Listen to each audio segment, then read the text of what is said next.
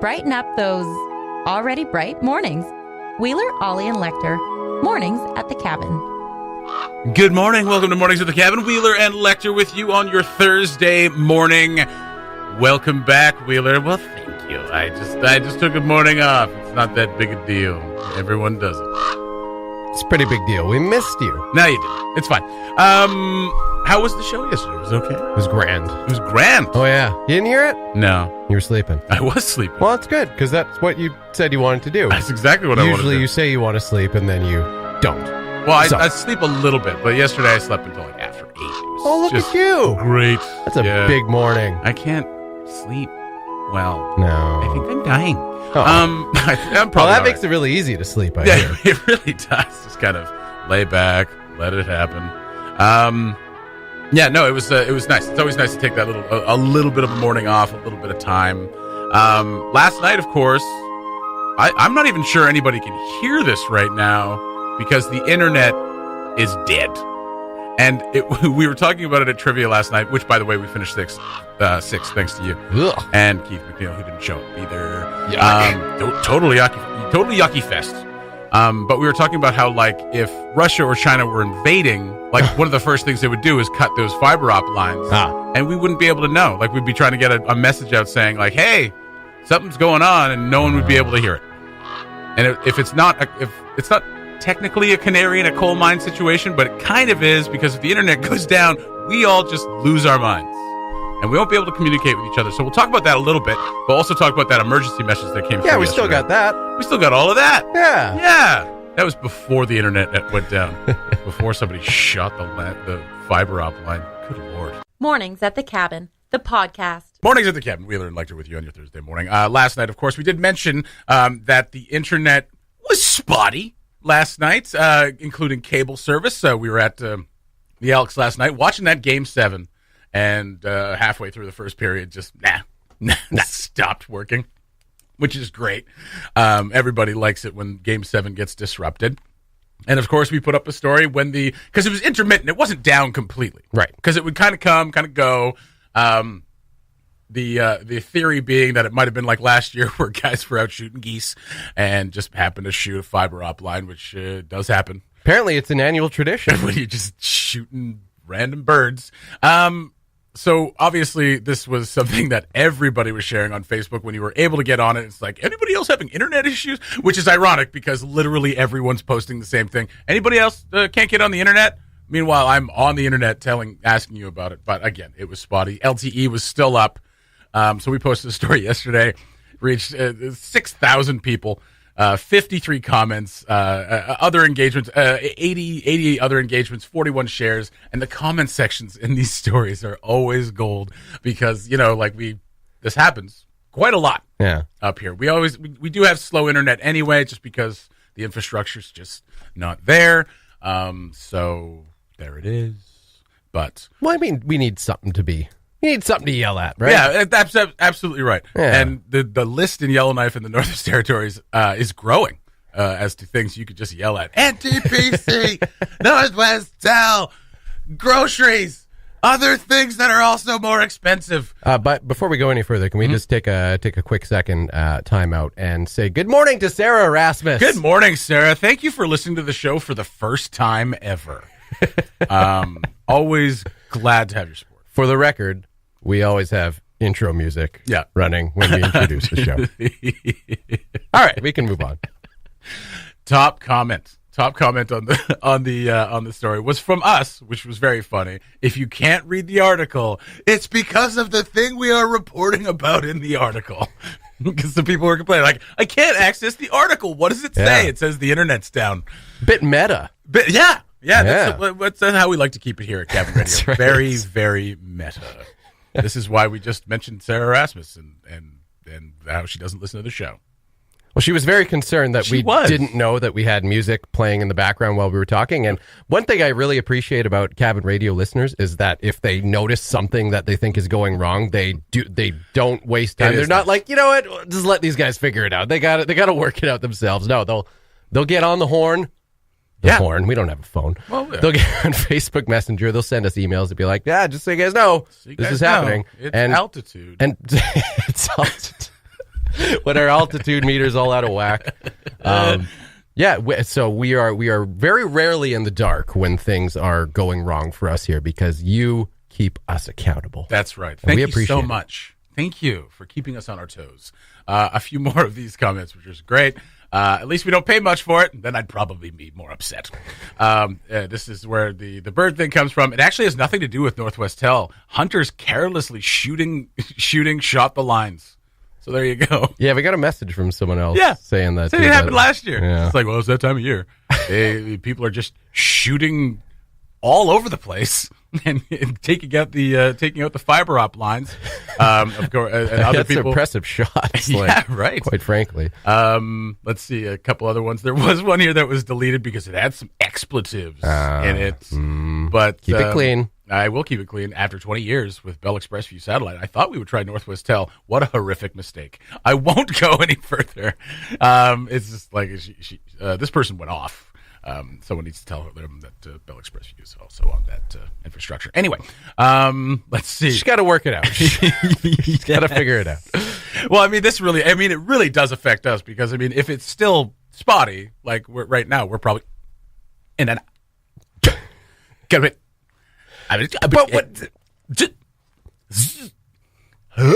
See, it's you never know what's going to happen. Can you please stop dropping F-bombs on the air? Sorry. Like, if people's internet wasn't dropping out just there, we might be in a lot of trouble. Your finger's on button, all right? I'll do whatever that. Scott. There you go. You can go read the story if you could open up the internet there, and there you go. One person said, that's Hay River every day. Welcome to the third world. That might be pushing it. Yeah. All right. Well, there you go. It's back up and running now. It seems to be running very smoothly. So, kudos to the men and women that get out there and repair these things, especially in the middle of winter, they go out there in -50 and repair these things. So, that is very, very much appreciated. Obviously, there's going to be a lot of people who are very upset about the internet service because it does go down and it is a little slow sometimes. We have a sponsor for the show this morning. Oh. Morning show today brought to you by Northwest Tell. Cabin Radio's Morning Show podcast. All the best chat, none of the embarrassing mistakes. It's an interesting time. We live in an interesting time. We're just over a year after... No, we're not even a year. When was decriminalization of cannabis? October? Here? We're not even a year. Yeah. It was legalization. And decriminalization's been a long thing. Well, nobody really knows what that means. No, not really. So legalization came in October, and Denver, Colorado, has kind of led North America in the decriminalizing of substances like cannabis. Yeah. It was them in Washington that were the first Washington went first. Yeah. And it's been a boon for them, billions of dollars in tax revenue. So we've kind of been experiencing the Canadian version of that, which is not great. Just kind of second rates, not a lot of access to things. Ill-planned, creating a gray market. We're just gotta see how it goes, and it hasn't gone well. And now we got an election on the horizon. With all kinds of crazy, stupid things being said. But Denver last night voted to decriminalize hallucinogenic mushrooms. Which is a huge, huge step forward, and would mark kind of a sea change in Schedule 1 drugs, as they're known in the U.S., meaning a substance that has no medicinal properties. This is a turn away from that. So mushrooms have been kind of in that same category as things like cocaine and things like this. Right. No medicinal properties, blah, blah, blah, blah, blah, seen as dangerous, but now more research continues to grow that it's going to be used. Microdose is great for anxiety. It's great for depression. It's great for PTSD. MDMA is kind of going the same way. We're going to see decriminalization of MDMA very soon as well. So this is a huge step forward for psilocybin.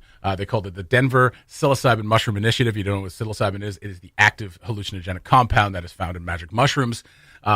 So this is also like a little flag for you guys that want to invest in substances like this. Any of you got on the cannabis bus before it took off? Psilocybin's probably the next one. And I myself am looking into just which company I should actually invest in for psilocybin. Are you? Absolutely. Oh. Because natural, this would be one of those things that that like essential oils and things like that kind of pretend to be, is that they can help you with anxiety. And I'm not saying that essential oils can't help. Right. It's this like something like this can actually, the idea being, or the theory being, that things like psilocybin can actually rewire the brain to eliminate or at least mitigate the effects of depression and anxiety and PTSD. Right. Whereas essential oils help you relax, which is great. I love essential oils. They smell nice, too. They smell great. Mushrooms don't. So, no, they don't, because mushrooms are raised in poop. About 50.5% of the voters supported the ordinance, while about 49.4% were against it. So there you go. The results will not become official until May 16th, but it looks like we've made our first step in North America to decriminalizing hallucinogenic mushrooms, which is great news for people who have anxiety, PTSD, depression, and don't want to take heavy doses of antidepressants or anti-anxietals or anything like that. Right. This is something that's a bit gentler, especially if you can microdose. If you can get like actual microdoses of these things, 100 milligrams, 250 milligrams, rather than just kind of grabbing with the tips of your fingers out of a bag and trying to guess what you're taking. You know what I mean? Yeah. Like there should be some kind of control there, because I mean, I don't know about you. I have reached into a garbage bag and just kind of thrown them in my mouth in my 20s. Was it even mushrooms in there? Probably. Yeah? Okay. Yeah, probably. I mean, I felt something. So this is something that I wholeheartedly support. And I hope it finds its way into Canada, because, I mean, these substances can be used for very, very good things, not just medicinal purposes, but just as a tool. Yeah. And, yeah. What do you think that extra 0.1% voted? It's like they just abstained. They're just like, huh? They're just like, I don't know. What are magic mushrooms? That's stupid. What if I just color the whole sheet? That one little percentile was just like they were actually on mushrooms and took the sheet and were just like, I'm just gonna draw on this thing. It's like, what is voting, man? yeah, man. What are we even doing?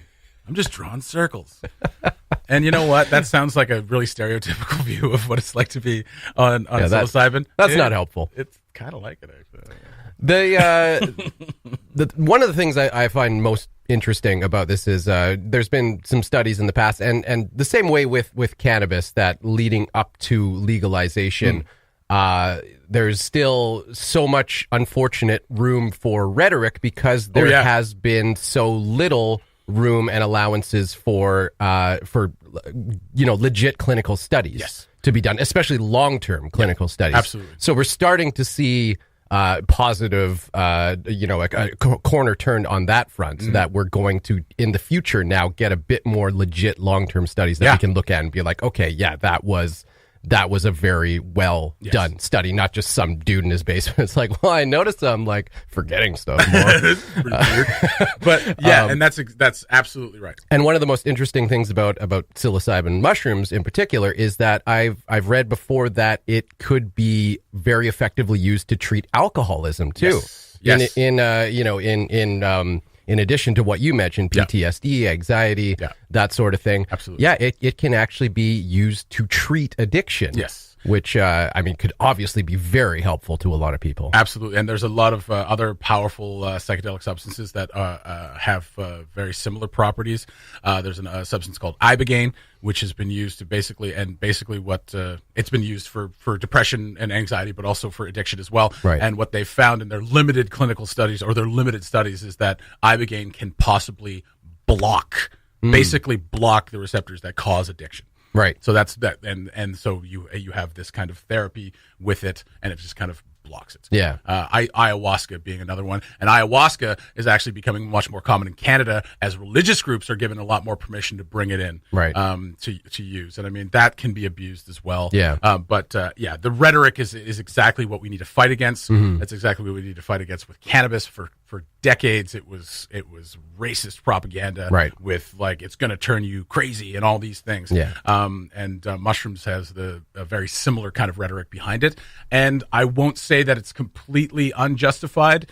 Going to the point where it's like it's going to make you insane and make you a criminal is obviously just stupid. But mushrooms are incredibly, incredibly powerful. Yeah. And they are not for everybody. Well, and that's kind of, I guess, the other side of the coin where not necessarily worry, but I kind of wonder how it's because, like you say, mushrooms are very powerful, and in the wrong circumstances can have very negative effects on people if they don't know what they're doing. We've all seen it. We've all been to music festivals. Yeah, someone took too much. Exactly. Don't take the brown acid. They said it would suck. But I mean, if you've never done them before and you're just kind of grabbing a bunch out of a bag and shoving them in your mouth, like, and, that's what happened the first time I did it. And like, it can go very wrong. Yes, it can go very wrong. Yeah, but they are fairly safe, and more research needs to be done. So this is a very positive first step. Yeah, and now everybody knows a lot about my business. Mornings at the Cabin, the podcast where we cut out all the great music and you're left with the rest. You high school reunion? You ever talked to any of your people and been like, we should get together for a high school reunion? I mean, like, I know you graduated like 10 years ago. How many years did you graduate ago? Would have been more like 15 now. 15 now? So like, but I mean, in those years, in those intervening years, like, we've been on Facebook for most of that, right? I mean, been on Facebook. Facebook started becoming really popular in 2007. Right. So, I mean, I know some people still have high school reunions. Like, I think, but I mean, we now know kind of what everybody's up to all the time. And, you know what I mean? So it seems like a less of a popular thing. However, the class of 79 from Sir John is getting together over the long weekend in June. That's so to celebrate their 40th high school reunion. It's pretty awesome. And they got people coming in from all over the world, even some people coming in from Saudi Arabia to attend this. Pardon me. I'm just looking for Is that a direct flight? Yeah, probably. Yeah. Saudi Arabia to Yellowknife. Canadian North. I mean, if you're living in Saudi Arabia, maybe you're into a lot of money. Maybe you just got a private jet. Maybe. Fly it in, man. Yeah. Fly it in. Land wherever you want. Yeah, Caroline Castile-Bowler is the chair of the organizing committee, and she's hoping for at least 50 former students to make it for the reunion. 115 people graduated from the two high schools that year. So it looks like maybe it's both. Okay. But it's... so there's probably going to be a fight. Probably going to be a saying. fight. Sir John. We have the story up at cabinradio.ca. Go check it out. It's a really cool story. And she mentions a time that they toilet papered a teacher's house on graduation night. Can't do that stuff anymore. Well, sure you can. Oh, it's frowned upon. But yeah, it's frowned upon. We did that. During the Wade Hamer Hockey, the Challenge Cup. Yeah, is a huge thing in town between the two high schools. It used to take place in the evening, but then some classes messed it up by drinking too much. So now it's in the afternoon. But so it used to be in the evenings. And I remember one year, I think it was my grade 12 year, we knew, because we had friends over at St. Pat's. They told us we're doing our pep rally now. So come over now. So we knew what the whole school was going to be in the gym for their pep rally for the hockey game. Right. So we went over there, like four or five of us, and took down all their pro St. Pat's posters and put up pro Sir John posters. Oh wow! In their foyer and stuff along the walls. Yeah. And just like a movie, we like put it all up and we're all quiet. No one saw us. And as we were leaving, you look down the hallway and in front of the foyer, there's the rocks and everything. And the big glass wall, and we're kind of all leaving kind of slowly. We're like, yeah, we did it. And we look down the hallway as the pep rally is leaving the gym. It was like a movie. You look down, we all stopped, and then they started running after us. We bolted across the parking lot and got in the truck and drove off. And it was great. I mean, that was a fairly innocent prank, right? Unfortunately, the students at St. Pat's, I don't know who it was. If I knew who it was, I'd drop your names right now. You know who you are. You know who you are. Egged Sir John. And after that, pranks were very much frowned upon. Right. Because it was still winter, so they threw the eggs on there. They didn't get cleaned up till spring. Right. And it was disgusting. Frozen egg. So they caused damage to our property. And where all we did was take down some of their posters and put up some pro Sir John posters. So I'd say you won that battle. Too far. Yeah. And after that, we couldn't prank as much. So it's always St. Pat's ruining stuff. Well, the rivalry runs deep to this day. But this story, I mean, it strikes a chord with me a bit because, and I don't like admitting this, it's my 20th high school graduation anniversary. 1999? 99. Yeah. Last of the millennium. So, reunion? I think we've talked about it, but there's been some talk. I don't think there's ever been, like, a couple years before us has had one. They had a 20th a couple years ago. Okay. I haven't heard much about our 20th. Right. Again, a lot of the graduating class still lives here. And then, like, there's Facebook. Yeah. So, Yeah, they see each other every day. That's absolutely right. I don't need to see these people. I know what's going on. Yesterday you posted about your lunch. I know what you had for lunch yesterday. Why do we need to get together? I'm just, I was taking a look down the Billboard hit list of 1979, trying to get a feel for what the music might have been like. Okay, you can graduation. I'll do 1999. So they may have been listening to Rod Stewart, Do You Think I'm Sexy? Oh, God. Some Gloria Gaynor, I Will Survive. Very nice. Right through college, the Doobie Brothers, What a Fool Believes. The Doobies. And Blondie, Heart of Glass. Oh, there you go. You know what? The class of 79 had a pretty good soundtrack going for their graduation. Here we go for the class of 99. Right around, okay, so we graduation weekend was like the May 2-4 long weekend. Okay. Right. It was the weekend Owen Hart passed away, actually. Oh, sorry. Deep cut for anyone who's not a wrestling fan. So, why am I laughing? So for 4 weeks, in the 4 weeks leading into our graduation and after, what do you think it was? What was the hit song? Yeah. Something by Limp Bizkit. No. Something by Korn. No. Oh.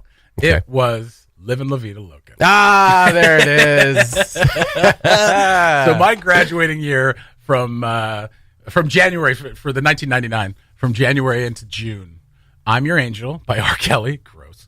Have You Ever? Brandy. Baby One More Time. Britney Spears. Oh, there it is. That was perfect. Yep. She was 16. I was 16. Angel of Mine. Monica. Believe. Cher. No Scrubs. You don't even need to say the band name. Livin' La Vida Loca. Ricky Martin. And If You Had My Love. Jennifer Lopez. Oh, very nice. And then for third week in July of that summer, Wild Wild West. Still one of the best. Wild West. Still one of the best songs ever made. And then we ended that year with Smooth being the number one track for the last 2 months. Oh, the 90s were terrible. Come on now. That's a pretty good soundtrack. All right. Although I will say, again, going through this 1979 list, Michael Jackson, Don't Stop Till You Get Enough. Hey. Oof, great track. Great track. The Knack, My Sharona. They were doing all right. Yeah, these guys were in their mid-30s singing about 17-year-olds. Donna Summer, Hot Stuff. There you go. All right. So they win. The 79ers win. Absolutely. I hope you guys all have a wonderful time at your 40th high school reunion. That is such a cool idea. I'm going to probably just drink alone for my 20th. You going to prank them? Yeah, I'll prank them. Let's egg the 40th anniversary. It's actually a really good idea. The Mornings at the Cabin podcast. Something that was just revealed to me off air, and I am shook to my very core. Lekter, as some of you may or may not know, is a huge wrestling fan. In fact, his sister is a professional wrestler, and that's pretty cool. I mean, that's pretty damn cool. We have a little action figure of her that watches over everything we do here at the cabin. Yes, it is off-putting. She's scary. Yeah, she's a little scary. It's fine. I like being scared sometimes. She's a lovely person otherwise. In certain situations. But you have written an article about wrestling. Now, what did you cover? What aspects? Well, so a couple months ago, First of all, surprised that you can write. I surprised myself. It actually was one of those, let's try something new. Introduction, kind of things. 3 paragraphs of body. Oh, the and introduction. Damn it. I just submitted it yesterday. In conclusion, wrestling is great. For people of all ages. So a couple months ago, I got a Facebook message from a former Yellowknifer, now living in Toronto. Many people who listen to the cabin know her, friends with her, Elaine and Selmy. Mm-hmm. Ring a bell? Yes. So she got in touch on Facebook and was like, hey, you're a wrestling fan, right? Hey. I was like, yeah. Why am I outing myself here? Like, what's going on? And she's like, no, I'm working for this small print magazine in Toronto now called the Literary Review of Canada. I was like, that sounds really important. I don't know if do you know you're talking to Scott Letkeman? Are you reaching the right person here? And so she's like, so we're looking to do an article on just, like a fun little 500-word article on which is 500 words. Which is absolutely nothing. on this publishing company that's been around for years called ECW Press. Yeah. In Toronto. So for those who aren't aware, who maybe aren't pro wrestling fans, ECW was also the name of an infamous wrestling promotion that lasted like 5, 6, 7 years. And then got bought up by WWE as everything else did in the late 90s. Championship Wrestling. Yeah, it was kind of crazy, probably around the time that you were graduating high school. Mm-hmm. It was really popular because it was just chaos. Mayhem. It was the most unsafe pro wrestling you have ever seen, and it really kind of re-blurred the lines of whether or not wrestling was real or not. Yeah, well, wrestling is very, very real. It's just that, like, it's planned. It's planned. Yeah. But I mean, like, the bumps they take are real. Oh, absolutely. Yeah. Yeah. You don't fall 20 feet. It's 20 feet. It's all fake. It probably still hurts no matter what you're landing on for the most part. Mm-hmm. But anyway, so she got in touch. It was like, so we're looking for someone to write an article on this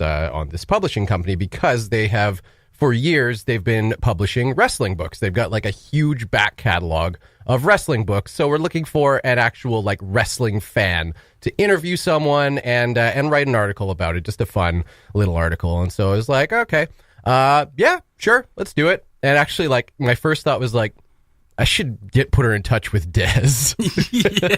But then I was like, no, you know what? I'm going to take this one. Des has like 150 projects on the go at any given time. Personal friends with Chris Jericho. Friends with Chris Jericho. Like, the guy, he doesn't have time, although he would find time to add it to his agenda. Yep. I was like, you know what? No, I haven't done something like this in the past. I'm all for trying new things. Yeah. All that. So I was like, yeah, all right, let's give it a go. So about a month later, she was like, no hurry or anything. Just take your time, see what you come up with. So she put me in touch with someone from the publishing company, and I did a really good interview with him. It was a lot of fun. Two wrestling fans gabbing about wrestling, which is, inane to anyone else. Gabbing about mats. And so I had a really good interview and had like kind of an idea. It wasn't where I thought it was going to go. So I was like, okay, I got to figure out a different angle for this. So then Elaine sent me another message, that week. And she's like, so how's the article coming along? And I was just like, oh, it's pretty good. I just had a good interview with the guy from the publishing company. Michael Holmes is his name. Mm-hmm. And she's like, okay, just wondering because I actually quit. Yeah. She's like, I'm not there anymore. I'm done next week for various reasons. So I just wanted to let you know if, you wanted me to put you in touch with the editor and you could go from there. It's just like, I mean, I was half doing this as a favor, but yeah, all right. Yeah, I mean, I've already done some work on it, so let's go. And it took me a ridiculous amount of time to finish this article because I could not figure out an angle that I wanted to go with. Like I said, 500 words is nothing. It's basically a description of a picture. Pretty much. But the thing is, I wanted to make it interesting, right? Yes. I wanted to make it actually fun to read. So I finally finished it this past weekend. Yes. And sent it to Nicole, who of course used to work at the Yellowknife, and didn't want to send it to Ollie because I thought he would just tear it to pieces. Yeah, he would. Like, no, I don't want that guy to read my article. So she gave me some edits and I did a couple of revisions and sent it off to them the other day, and they got back to me and said, all right, yeah, that looks good. I'll take a look at it later on this week. So yeah, if you're interested in reading my struggle of a 500 words article, basically a coffee news segment, you can look for the Literary Review of Canada. Wow. Mm-hmm. I don't know when it's going to be in an issue. No idea when it's coming out. I don't even know if they're going to pay me. We'll find out. No, you're a freelancer. That's right. Yeah. Well, that's very cool. You're going to be a published writer. That's right. Very nice. Add that to the resume. 500 words. Laborious words. You pick them very carefully, I'm sure. Yes, absolutely. Yeah, I remember when back in elementary school when 500 words was like, how do I fill out 500 words? That is why the point is that it was all about the point I was trying to make. There are no acronyms in this article. Wheeler. Yes. But yeah, I'll let you know when it comes out. Absolutely. I would love to read it. Yeah. I would love to read it. It'll take me all of 30 seconds. That's right. No, that is very cool. Congratulations. Well, man. That's awesome. Thank you. You didn't really describe the angle you picked, though. Well, you'll have to read the article. Oh, I see. All right. Good call on not giving it to Ollie. He is unforgiving. Thanks for listening. Check out more from the show at cabinradio.ca.